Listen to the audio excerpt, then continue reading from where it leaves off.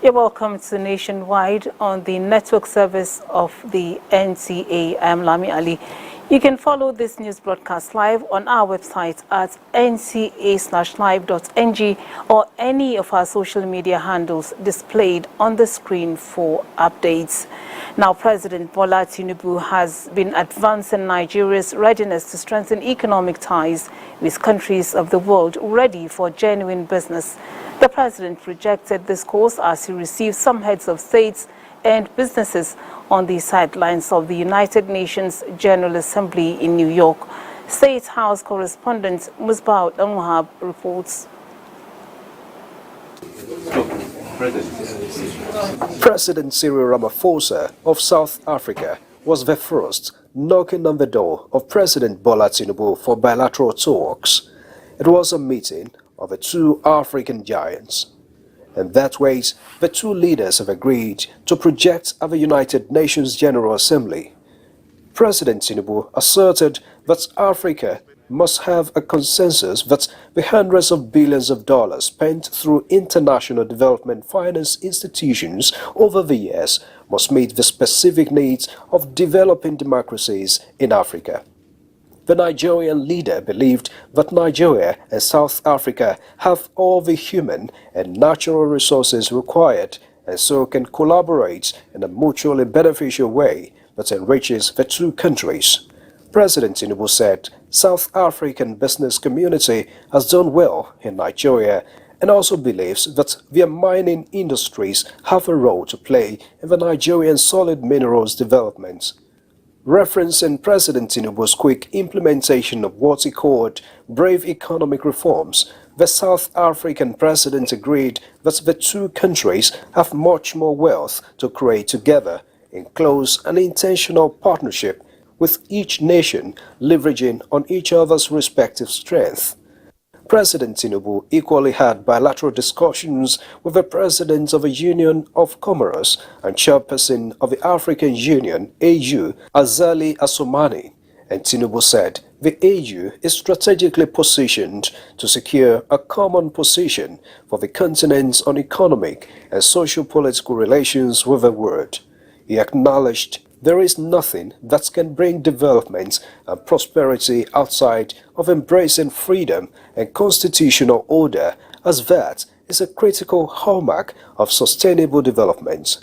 The chairperson of the African Union, President Assoumani, noted that the Union seeks to complement Nigeria's efforts in securing peace and prosperity in Africa, rather than competing with it.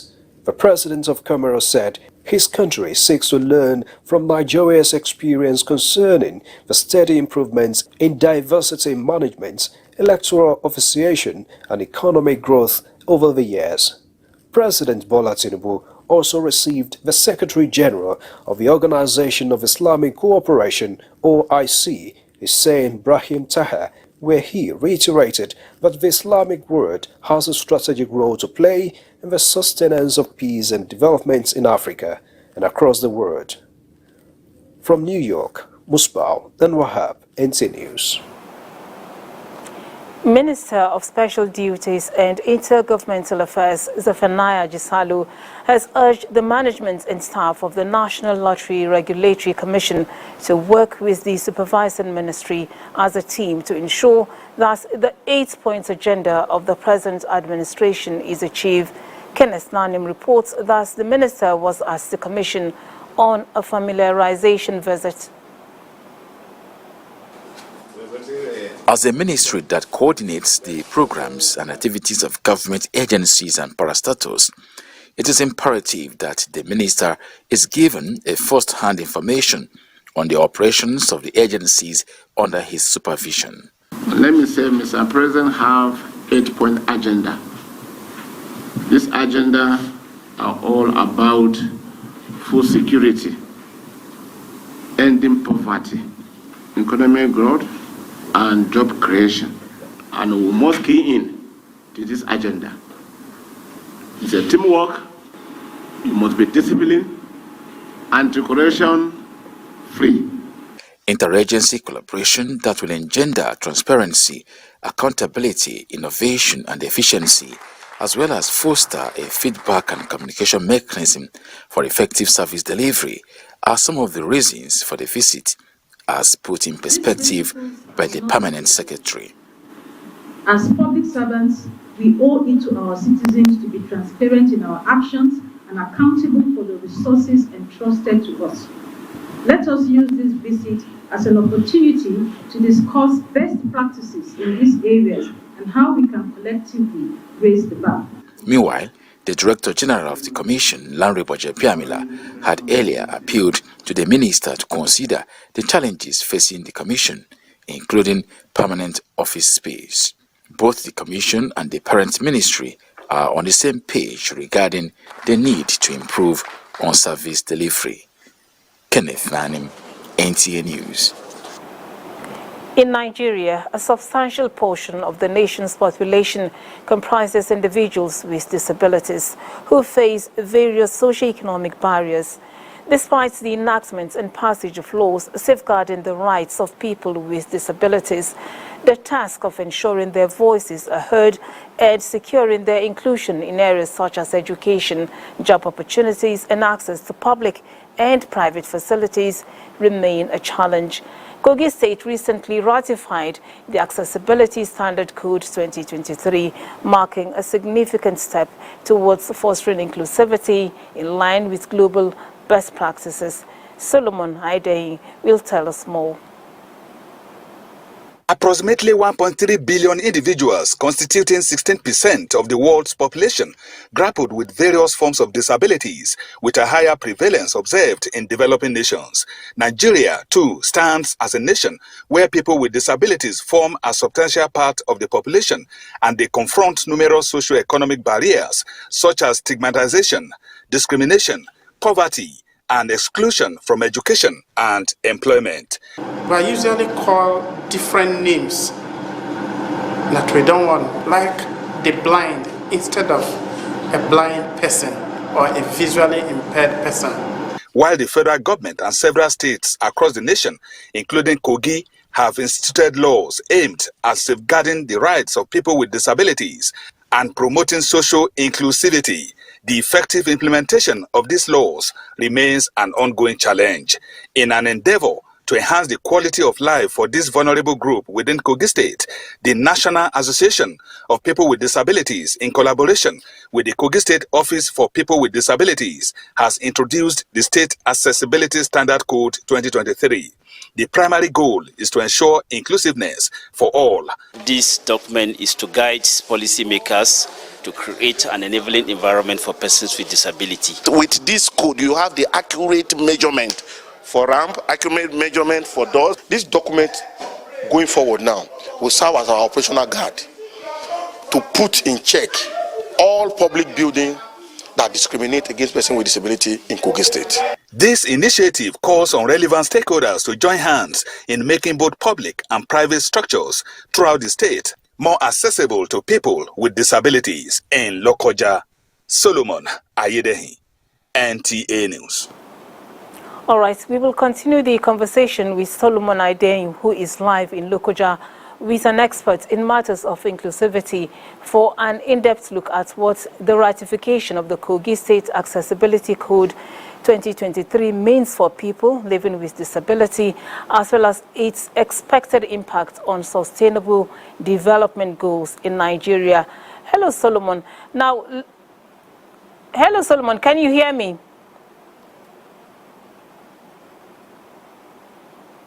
Lokoja, Kogi State capital. All right, let's begin with what's the about 1.3 billion people. All right, let's begin with what's the benefit. Consisting 16% of world population are faced with various forms of disabilities, with Nigeria having its fair share of the population. What comes to mind when you meet any physically disabled person is sympathy, because of their inability to do certain things that able-bodied men and women could do. But I think what they need most, as we speak now, is empathy. Empathy in terms of support, empathy in terms of providing the enabling environment for them to air their views and have access to public buildings, public and private buildings, as well as education and health service delivery. Federal government and some state government, particularly Kogi State, have been able to come up with laws to protect the rights of people with disabilities. But beyond enacting laws, I think it is necessary for stakeholders to do more in terms of implementation of the law. And that is why Kogi State is leading the pack with the Accessibility Standard Code, which was ratified last week here in the state capital. It provides opportunities for people with disabilities to, when fully implemented, it will provide opportunities for people with disabilities to have access to public buildings, including banks and offices, as well as education and health facilities. To discuss more about the state of people with disabilities and the expectations from stakeholders, I have with me George Anwai, the Assistant Program Manager, TAF Africa. Laws have been enacted by both the federal and some states in Nigeria. How far and how well to protect the rights of people with disabilities? Yes, the Discrimination Against Persons with Disabilities Prohibition Act 2018 is one of the major milestones achieved by the federal government. And it's very important because without enabling laws, you may not be able to achieve much in terms of disability inclusion. But of course, having the law is not enough. Implementation is very key and very important. We have the law on ground, but then we are having challenges with implementation.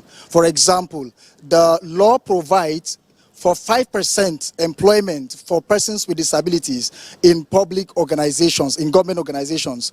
But as we are talking right now, not much has been done in terms of the implementation. So it is very important that the act is implemented to the latter to cater for the needs of persons with disabilities, and that is why TAF Africa is in the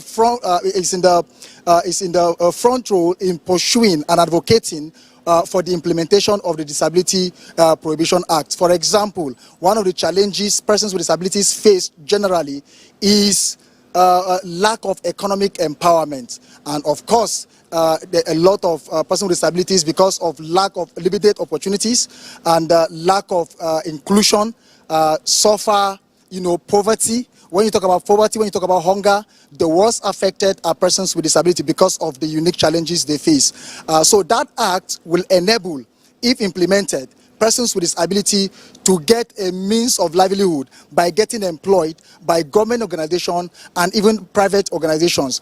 By that, they will be able to cater for themselves and also cater for their loved ones. And of course, one of the things provided by the law is also free education to up to secondary school for persons with disabilities. It's very important that government, begin to implement that. We are working with other organizations to advocate for the implementation of the Discrimination Against Persons with Disability Prohibition Act 2018. Talking about the ratification of the Accessibility Standard Code in Kogi State, how do you feel? Particularly, how do you think it will affect the people with disabilities? Yes, this is very important. The disability community is doing a lot already. This Accessibility Standard Code you mentioned is developed by the National Association of Persons with Physical Disabilities, supported by DRF. It's a very important document. And if that provides for, in fact, the standard in terms of specification, in terms of measurement, when it comes to creating accessibility for persons with disabilities in buildings, whether public or private. If this is signed by the Kogi State Governor, this will be the first in the entire country. He will be the first state governor to sign the Accessibility Standard Code, and that will go a long way you will write his name in gold by doing that alone. So it's left for the governor to sign that, and once he signs it, it becomes a document that the state government will run with, and even not just government, even private buildings, become accessible for persons with disabilities. Behind you is a RAM, and how efficient and effective do you think it will be for public buildings across the country to have this type of facility for people with disabilities? To let you know that the law also provides for that. The Discrimination Against Persons with Disability Prohibition Act 2018 also provides for accessibility in terms of access to public buildings for persons with disabilities. Of course, when a person is on wheelchair, you don't expect the person to go on staircase, to climb stairs. So there is a need for RAM to ensure that person on wheelchair can access public building. If you will agree with me that most public buildings are not accessible. Are we saying that persons with disabilities don't have the right to go to public building to do business or whatever it is that they need to do? So if we provide accessibility for persons with disabilities in terms of providing ramps, yes, it's expected for stakeholders to work hand in hand to ensure that people with disabilities are well catered for in Nigeria. Back to you in the studio. Thank you very much for that additional information on the Kogi State Accessibility Code 2023. Now, the United Nations says it welcomes the federal government's position on a coordinated approach to handling humanitarian crisis in Nigeria. This was emphasized by a UN delegation led by the Special Advisor to the United Nations Secretary General on Solutions to Internal Displacement, Mr. Robert Piper, during a visit to the Minister of Humanitarian Affairs and Poverty Alleviation, Dr. Betta Edu, in Abuja. Ruth Agwele reports. Placed across the country. As a result of humanitarian crisis, there has been concerted efforts by the federal government to curb this growing trend. This visit by a delegation of the United Nations to the Ministry of Humanitarian Affairs and Poverty Alleviation is to advance existing partnership and pledge the UN support on coordinated approaches towards proffering durable solutions in tackling humanitarian crisis and poverty reduction across the country. We need to step away from temporal things to more durable solutions for people who are having humanitarian crisis, not just handing out everyday food. I think we've made those who are internally displaced more dependent than self-efficient. It's time to really settle them, move them completely out of camps, and ensure that they have livelihood, they're trained on ways to support themselves. We cannot, as a nation, continue to run the humanitarian response the way it's going. According to the UN scribe, the mission in Nigeria is to follow the UN Secretary General's action agenda on internal displacement in areas of humanitarian needs. Nigeria has a strong policy framework. You have governors who are developing plans.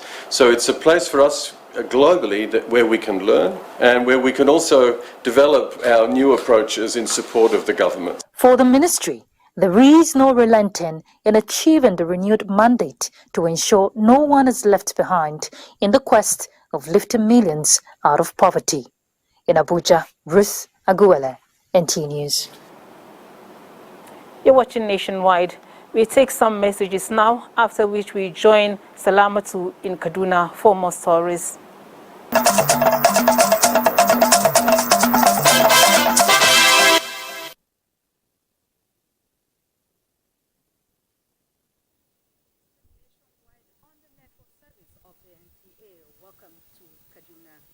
Jigawa State Government is to develop a sustainable roadmap for economic growth anchored oriented blueprint which will change the fortunes of the state.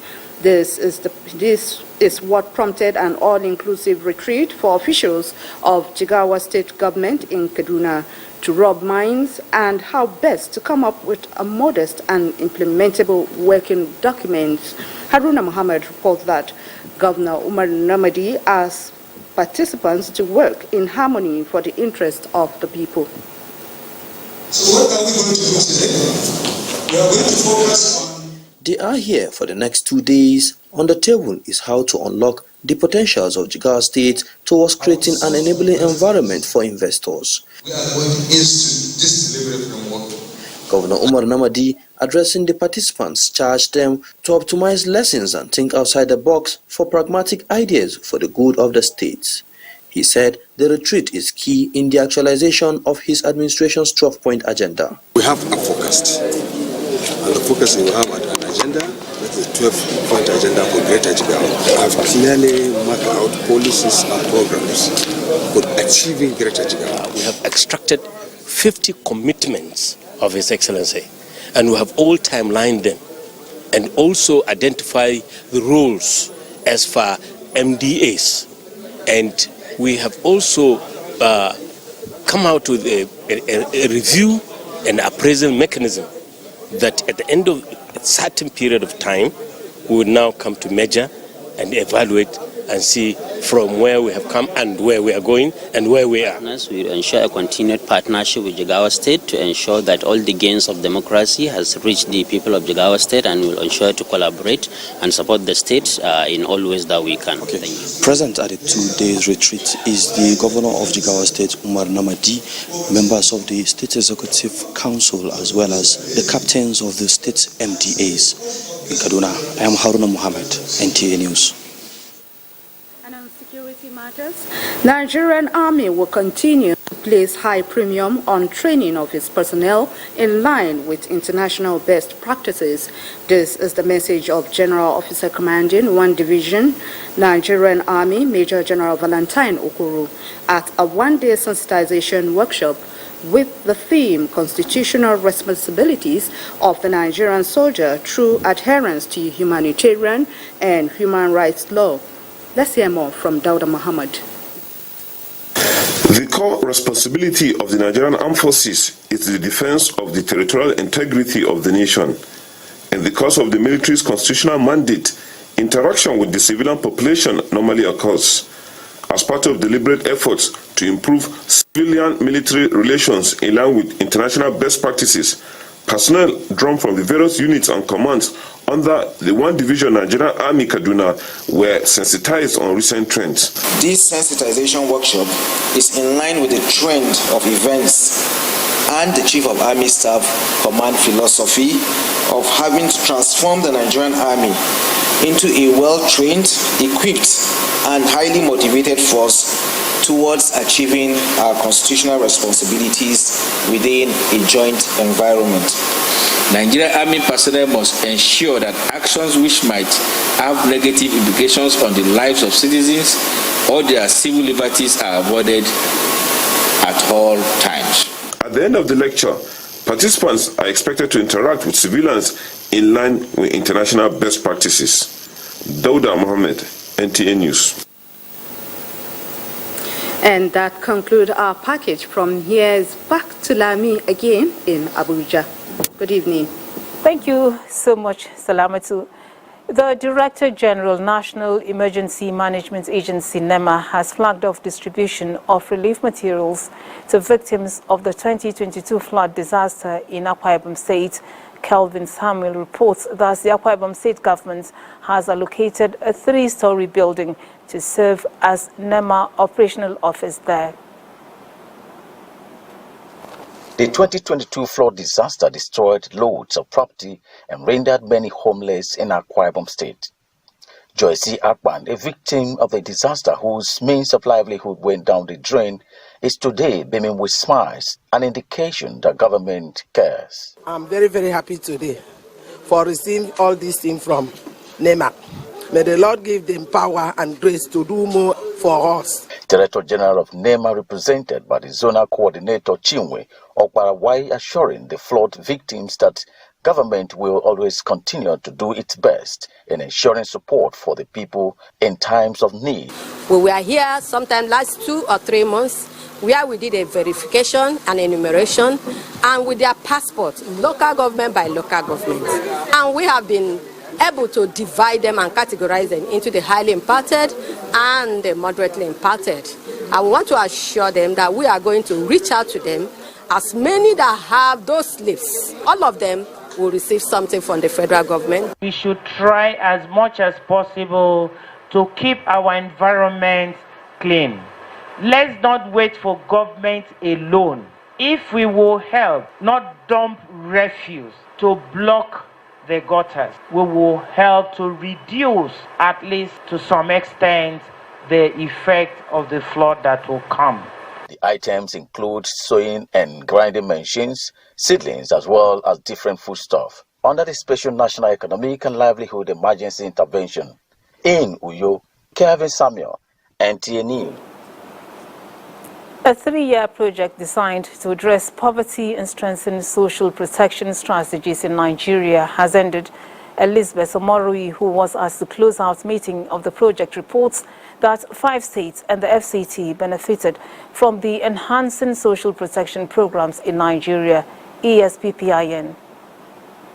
Creating opportunities for millions of Nigerians, but alleviating poverty has necessitated the move by ANAGE and development partners to support social protection programs in Nigeria. Social protection is indeed a right. It's not a favor or it's not goodwill on the part of government. It's indeed something citizens are entitled to.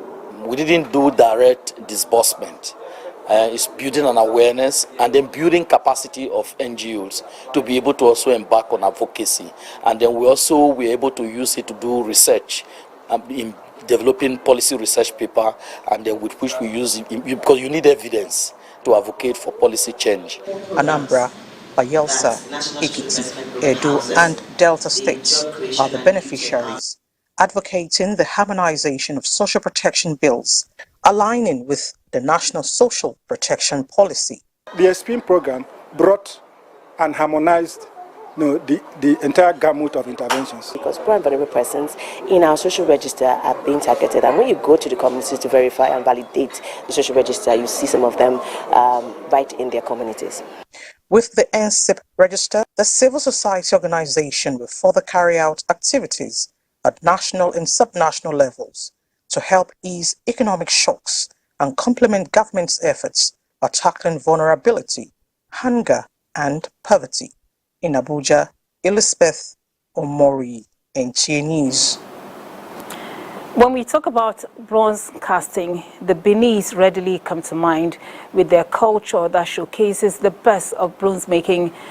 A drive through Benin City will even have you see bronze artifacts strategically showcased across towns, signifying rich history and cultural heritage. The heart of this bronze production is at a place called Igun Street in Benin City. Let's have the story. Igun Street is home to the family of bronze casters in Benin. Every shop is tied to an ancestral home where bronze has been casted for ages, signifying the passage from generation to generation. It is said that the whole street is made up of one family. It is not just a place where bronze works are casted and sold. It is also a tourist destination as one gets to see bronze artifacts of old. Fascinatingly, as bronze ages, it does not go bad, but only changes colors. For example, these are all bronze works, but differ in age, which is why sellers of bronze works say it appreciates with age, as its value never goes down. Like the first tag I have, years ago I have bronze casting from Igun I bought from Igun. It's a symbol of the Benin tradition. It makes us so proud of our culture. If I have one, I'll keep it for, at least, keep it in my archive as a reference purpose. The prices range from 15,000 naira for little pieces to millions of naira for bigger and older pieces, making a lucrative business with prospects for sustainability. But many say the craft is dwindling regardless, as most young persons who ought to take over the craft have gone into other ventures. Few of the schools know that you are supposed to do excursions to this area so that you can know, can be aware of how these things are produced and all that. Bronze casting is also faced with the challenges of sourcing and availability of materials. The casters say lack of input by government to make it a tourist sector is also a deterrent to their growth. In Benin, Anwuli Okolo, NTA News. We join Anwuli right at the heart of Igun Street to tell us more about these bronze sculptures, the art of which dates back to the 13th century And in the present, the heart of this bronze production is at a place called Igun Street in Benin City. Now, hello, Amuli. Thank you for joining us. We want you to tell us a bit about the current bronze production methods at Igun Street. Hello, Lami. Welcome to Igun Street. You can see behind me bronze artifacts, different works, beautiful. I'm sure you would be thinking in your mind, this is just one of the shops in Igun Street that has such beautiful works. Bronze casting is so entrenched in the Benin culture that when you go around the city, you will see bronze statues situated around town. Fascinatingly, just one family in the Benin Kingdom involves in bronze casting. With me here, I have the chief who is in charge of Igun Street. He is Chief Kingsley Osae Ine. Let's talk with him and he will give us more details about bronze casting in Benin. Good evening, sir. Good evening. So we are curious, sir, about how the bronze casting process is now after so many years. How is it now? Yeah, I think we are improving and we are getting very close to our goals. But before I proceed further, I would like to tell you the history behind the bronze works in Benin. You know, the guild was primarily formed for the beautification of the palace. We beautified the palace with most of our bronze works, which initially started with the first Ine of Igun, which is a Gwegai, and we continued like that because we have guidelines we follow. We eventually started documenting history of the kingdom by way of putting them in various art forms, plaques, and normal art forms like you can see out here now. So we are one family. We produce bronze, and the knowledge is transferred from father to son. So we are not allowing, or we don't expose our works to other people to come in, because if we do that, we'll lose the value of what we do here. So we started documentation, because then there were no methods of documentation, no cameras, no pens or whatever. So we're documenting every event that took place in the kingdom by way of artworks, various art forms. So bronze casting is not just art, it's like storytelling. Yes, storytelling. Every one of our pieces we have here tells a story, you understand? Like I mentioned, based on what has happened in the kingdom. So we have them in plaques, we have them in busts, like you see, you know, and a lot of them are ancient works.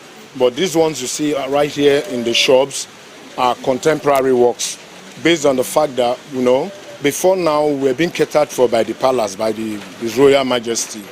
But as the family started growing, where we had to start producing to be able to sell, to take care of the family. So how popular are the bronzes in terms of tourism and business in general? To be honest with you, our works are known all over the world. All over the world. People come from various parts of the world to see what we do. Some come to know how the process are. Some come to buy most of the works from us. We have a lot of tourists coming in here from various countries, so it's obviously known. What can be done to improve the processes currently here? If you can conclude with that. Yes, a lot. We first of all we need to change the structures here. You know, a lot of people will come, they hear of this all over the world, and maybe when they come, they are like, hey, is this the place we're talking about? So at least we need to change the structure here by way, if not only allowing people come into the shops, there are various ways we can allow them know the history of our works by way of documentation. Documentation in the sense that we immortalize monuments of about 25-30 feet. So we put the history on every of the monuments. and immortalized in the sense that multinational corporations can come and pay for the works, the monuments. Yes, thank you very much, sir. So you just heard from Chief, sir. Oh, hello.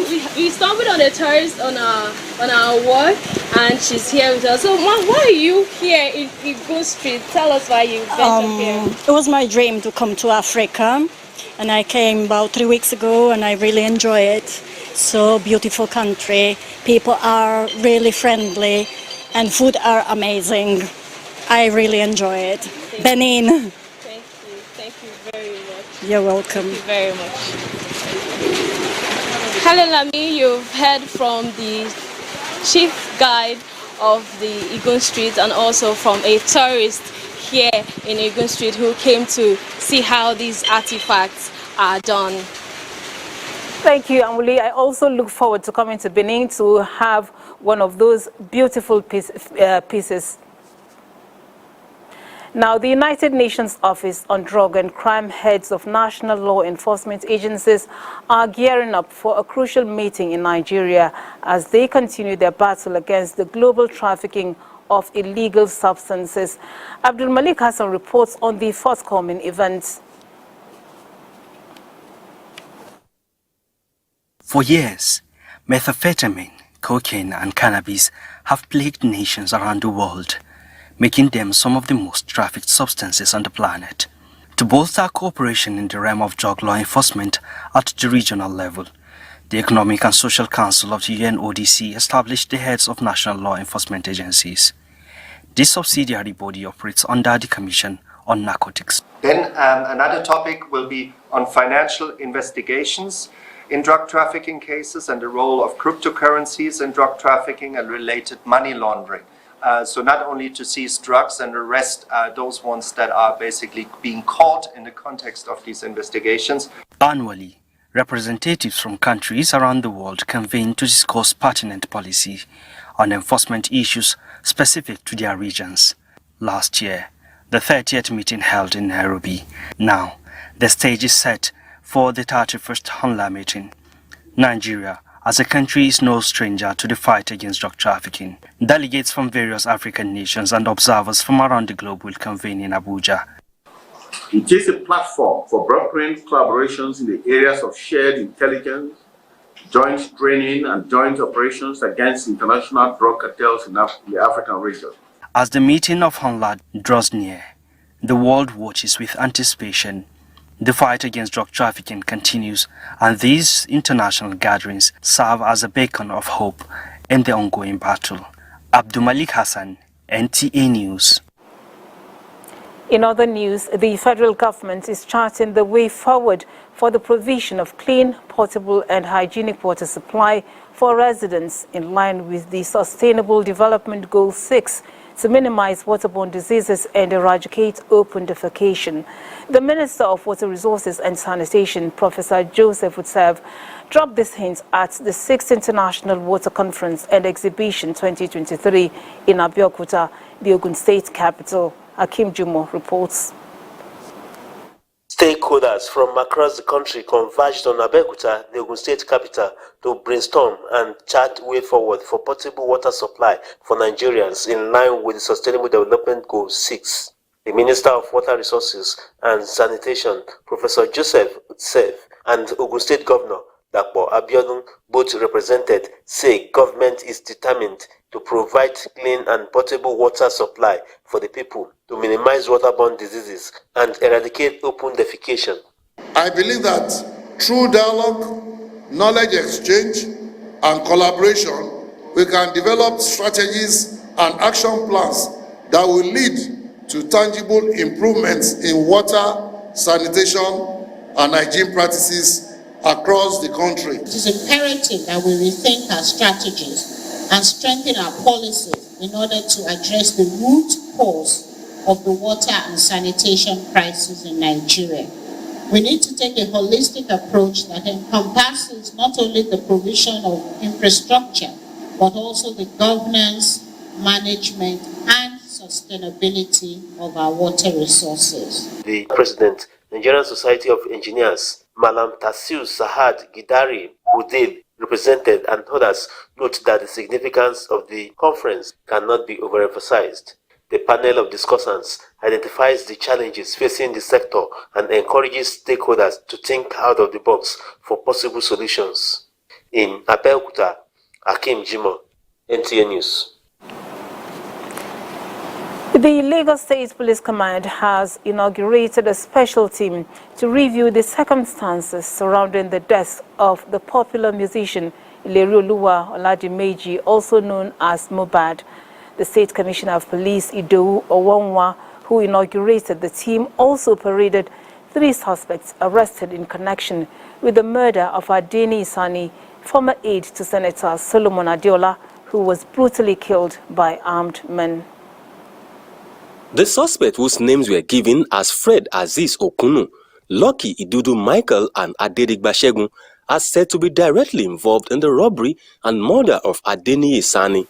The 3-man robbery gang, the Lagos State Police Commissioner Idowu Owonwa said, operates using military uniform to beat checkpoints and easily get unsuspecting victims. Investigations revealed that the gang belongs to a syndicate headed by one Alhaji in Benin Republic, operating as customs officials, specializes in robbing motorists of their unregistered vehicles. These 3 elements got united by their prison experiences. They met and they resolved to form this gang. There's still somebody in the prison that connects them to this Alhaji. Once you are in there and you are leaving, he will connect them to the Alhaji. Alhaji will interface with them, arm them, fund them, and unleash them on the society. Items recovered from the suspects are 1 Browning pistol with 3 rounds of live ammunition, 1 Beretta pistol with 3 rounds of live ammunition, 1 locally made Cotto-sized pistol with 6 live cartridges, 6 expended cartridges, military gear, and 1 vehicle also hijacked from a yet-to-be-identified victim. Further investigations, the CP also revealed that the said Alhaji has other cells operating across the country. The 3 suspects will soon be arraigned in court. Meanwhile, a 19-man special team has been set up by the State Police Command to carry out discreet investigation to unravel the circumstances surrounding the death and alleged murder of 27-year-old singer Ilerioluwa Oladimeji, also known as Mohbad. The team is made up of Special Investigation Team, Legal and Forensic. They have been given 2 weeks on the interim to submit reports on the case. In Lagos, Joel Bukbola, NTA News. Nationwide continues with...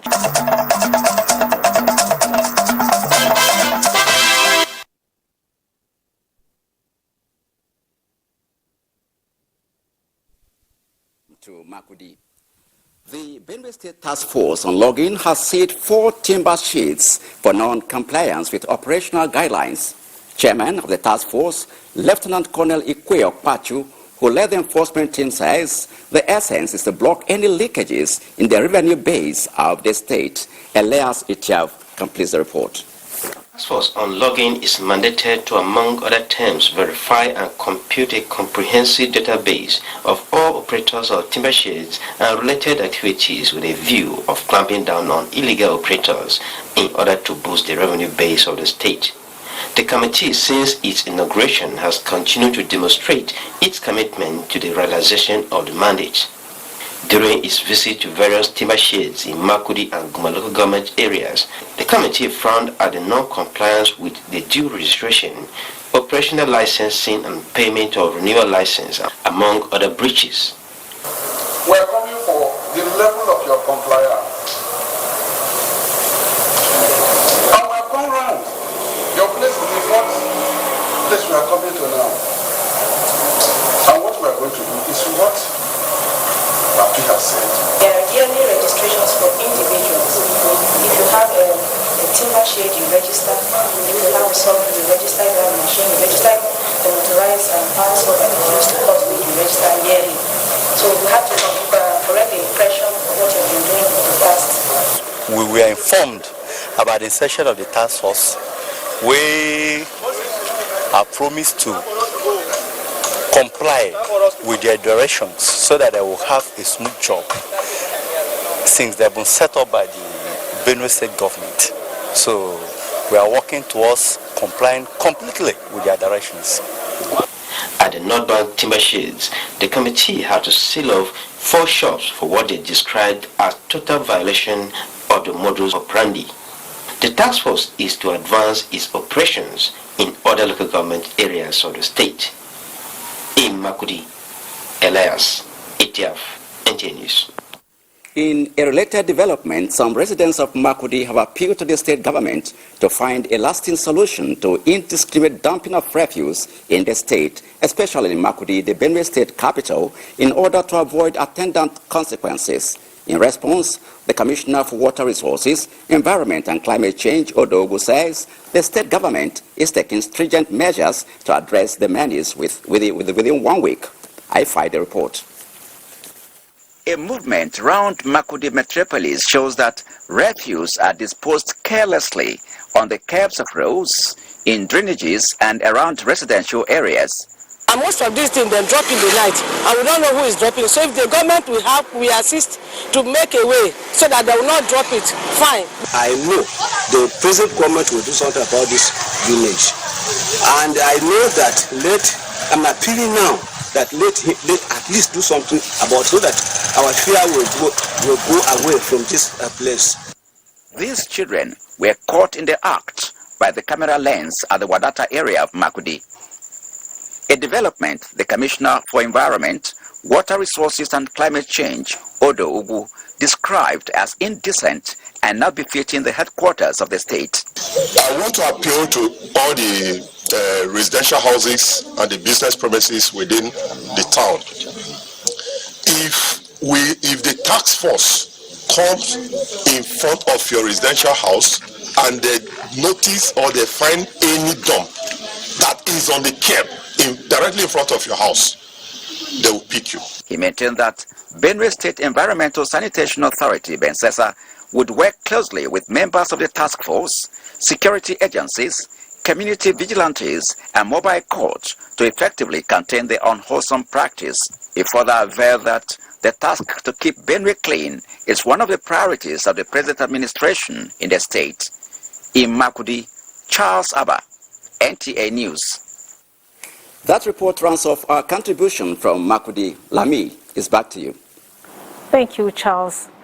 More than 70 management staff of the Nigerian National Petroleum Company, including the Chief Corporate Communications Officer, have retired involuntarily.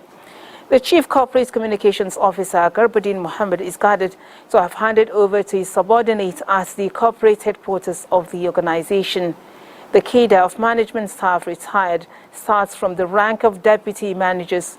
Recall a similar event occurred 2 years ago, with many retiring voluntarily. This time around, it is compulsory once you have less than 15 months to statutory retirement.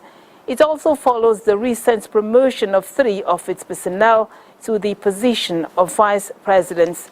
The company made this known on its official X handle, formerly known as Twitter, saying it will ensure effective organizational renewal to support the delivery of its strategic business objectives by rejuvenating its workforce.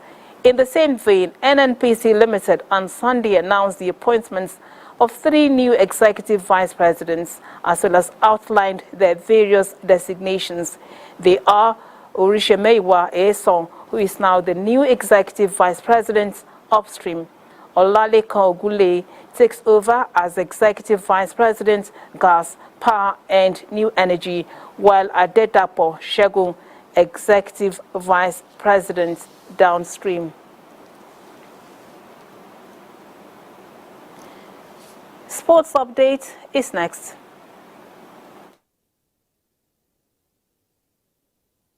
Our story on sports. Join us later at 6, 7 and 9 for that. And for all of you that made Nationwide a success, we thank you for watching. Do join us for more reports later. I am Lami Ali. Have a good evening.